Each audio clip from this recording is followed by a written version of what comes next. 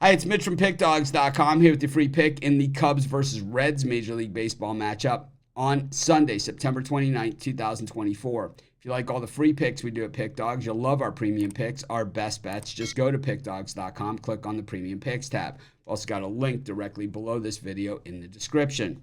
Prices start at $15, go all the way up to yearly packages, but you can always use the discount code PICK for 15% off. We also have products meant for people that make big bets. These are VIP type packages. And if that's what you're looking for, you just text the number you see on the screen. The things to keep in mind, these are our most expensive packages and they're long term. They're not bailout big bet. They're just long-term packages.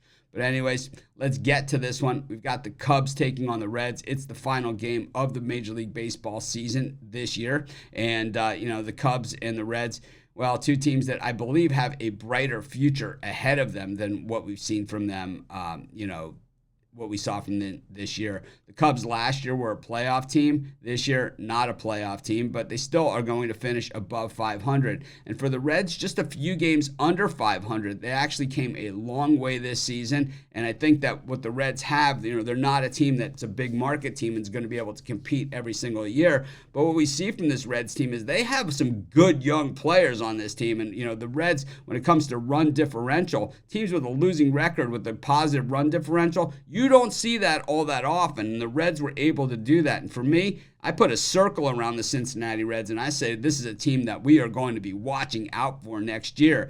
Guys like De La Cruz, leading the way. Everybody loves this guy. If you watch baseball, you are a De La Cruz fan. It pretty much is the way that it has shaped out.